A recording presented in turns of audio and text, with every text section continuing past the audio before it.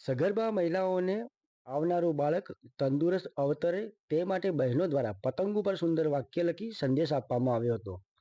વડગામ તાલુકાના કાયડા ગામ ખાતે પૌષ્ટિક વાનગી સ્પર્ધાની ઉજવણી કરવામાં આવી। ICDX મહિલા અને બાળ વિકાસ દ્વારા પોષણ ઉત્સાહ 2024 અંતર્ગત પૌષ્ટિક વાનગી સ્પર્ધાની ઉજવણી કરવામાં આવી છે।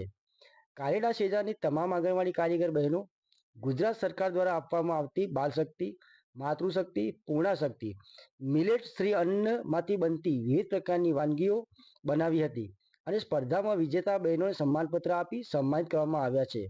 વધુમાં બાળ વિકાસ દ્વારા સુંદર માર્ગદર્શન આપવામાં આવ્યું હતું। લાભાર્થી બહેનો અને ગામ લોકો ઉપસ્થિત રહી આ પ્રોગ્રામને સફળ બનાવવામાં આવ્યો હતો। અમારી ચેનલ લાઈક, શેર, સબસ્ક્રાઈબ કરવાનું ભૂલશો નહીં।